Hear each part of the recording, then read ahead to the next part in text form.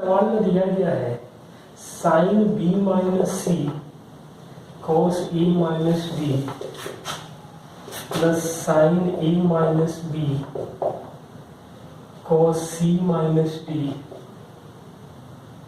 Sign सी minus ए cos B minus D. इसका मान क्या होगा? ऑप्शन जो दिया गया है -3 3/2 0 1। जब न्यूमेरिकल दिया गया है तो सबका मान ए बी सी डी का मान कुछ भी रख सकते हैं।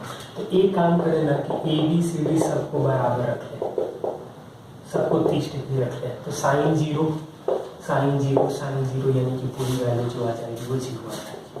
क्वेश्चन नंबर 52 नंबर सवाल में दिया गया है 4 cos 90 माइनस ए साइन क्यूब 90 प्लस ए माइनस 4 साइन 90 प्लस ए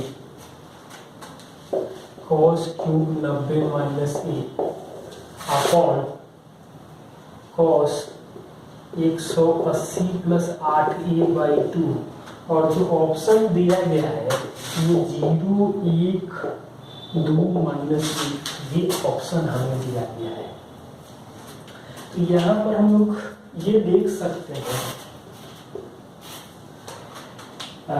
ऐसा कोई वैल्यू ना पुट करें कि बटा में 0 आ जाए, बाकी हम लोग कुछ भी रख सकते हैं। तो 30 रख के देखेंगे तो क्या आ जाएगा?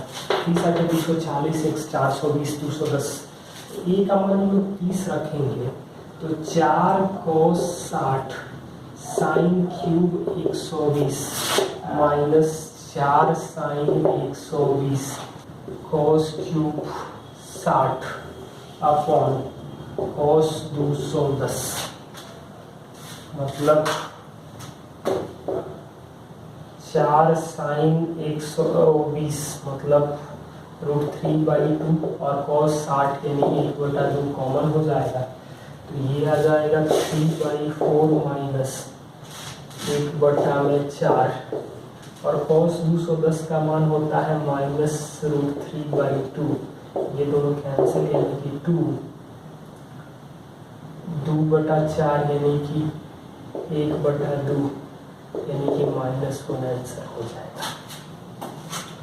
क्वेश्चन नंबर 53 में दिया गया है cos 180 माइनस θ/2 cos 180 माइनस 9 θ/2 plus sine 180 minus 3 θ/2 into sine 180 minus 13 θ/2। और इसका जो ऑप्शन दिया गया है, इसका ऑप्शन जो है साइन 2θ इंटू कोस साइन 4θ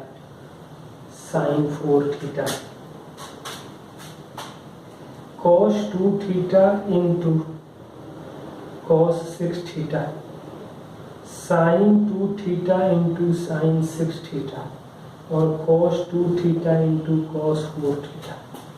तो cos 90 माइनस θ जो होता है वो साइन θ होता है, यानी कि sine θ/2 sine 9θ/2 plus cos 3θ/2 cos 13θ/2। ये तो हो जाएगा।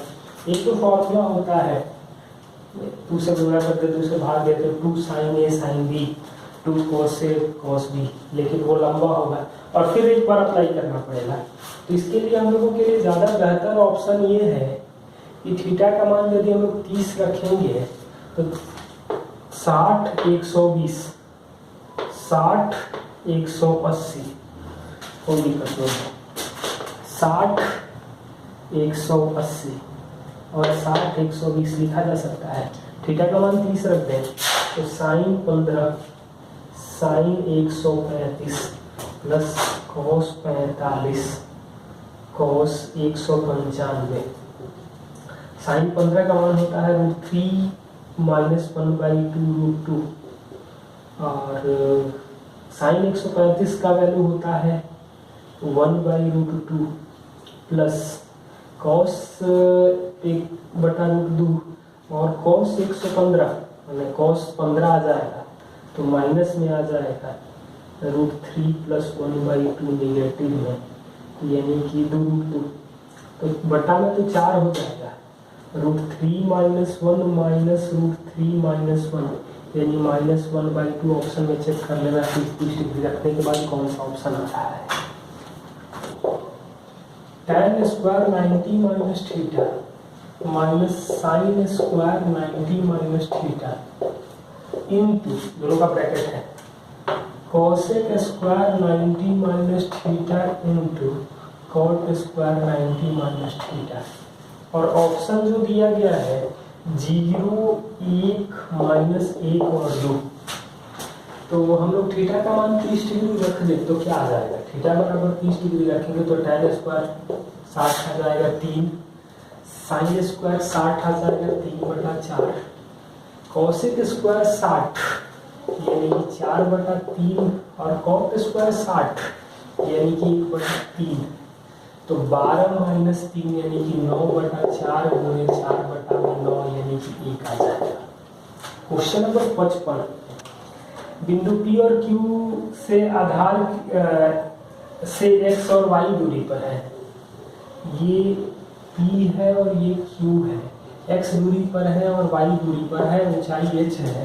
उन्नयन कोण एक दूसरे को पूरक है, मतलब ये अल्फा होगा तो 90 - अल्फा होगा, तो h का वैल्यू जो होता है वो xy होता है अंडर रूट में। कि दो खंभों की ऊंचाई 60 और 35 है, मतलब ये 60 है ये 35 है, ये 60 है ये 35 है, इसके सामने मिलाएंगे तो ये 35 है, नहीं बाकी हिस्सा बचेगा 25। 36 रस्सी एक स्पर्श जो कोण है वो 5/9 है, तो ये 5 होगा तो ये 9 होगा, मतलब 5 के लिए 25 है तो 9 के लिए बीच की दूरी पर कितनी हो जाएगी 45 मीटर। 57 में दिया गया है कि नौसेना का कप्तान 4, इसकी स्पीड है 4√3 - 1 मीटर पर सेकंड की गति से दूर जाता है, तो वह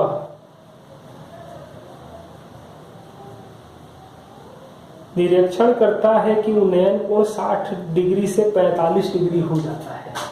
60 डिग्री से 45 डिग्री मतलब 60 से 45 दूर जा रहा है इधर की तरफ, 1 मिनट लगता है।